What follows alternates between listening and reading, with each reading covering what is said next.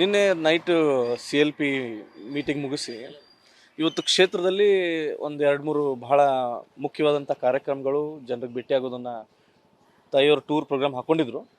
ಬರಬೇಕಾದ್ರೆ ಬೆಳಗಿನ ಜಾವ 5 ಗಂಟೆಗೆ ಕಿತ್ತೂರು ಹತ್ರ ಒಂದು ನಾಯಿ ಅಡ್ಡು ಬಂದು ಡ್ರೈವರ್ ಅದನ್ನು ತಪ್ಪಿಸ್ಲಿಕ್ಕೆ ಹೋಗಿ ಟ್ರಕ್ಕಿಗೆ ಫಸ್ಟ್ ಇಂಪ್ಯಾಕ್ಟ್ ಮಾಡಿದ್ದಾನೆ. ಆಮೇಲೆ ಟ್ರಕ್ಕಿಗೆ ಆದಮೇಲೆ ಸರ್ವಿಸ್ ರೋಡ್ ಕೆಳಗಡೆ ಹೋಗಿ ಮರಕ್ಕೆ ಗಾಡಿ ಗುದ್ದಿದೆ.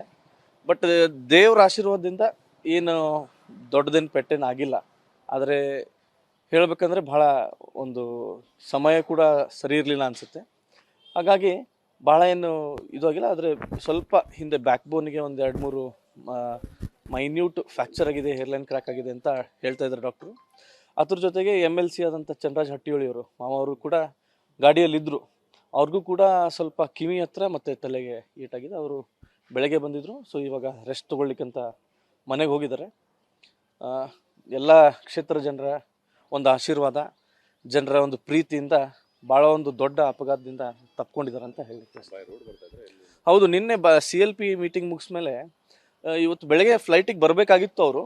ಆದರೆ ಅರ್ಲಿ ಮಾರ್ನಿಂಗ್ ಒಂದು 2-3 ಇಂಪಾರ್ಟೆಂಟ್ ಕ್ಷೇತ್ರದಲ್ಲಿ ಕೆಲಸ ಇದ್ದಿದ್ದ ಮೇರೆಗೆ ಬೈ ರೋಡ್ ಬಂದರು.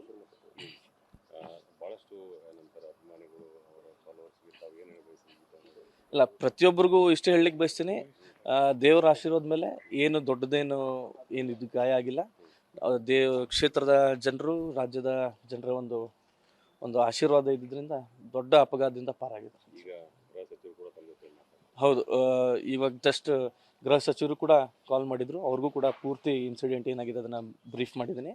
ಹಾಗಾಗಿ ಅವರು ಕೂಡ ವಿಶಸ್ ಹೇಳಿದ್ದಾರೆ, ಗೆಟ್ ವೆಲ್ ಸೂನ್ ಮತ್ತು ಮಾತಾಡ್ತಾ ಇರ್ತಾರೆ. ಹೌದು, ತಾಯಿಯವ್ರ ಜೊತೆ ಮಾತಾಡಿದೆ.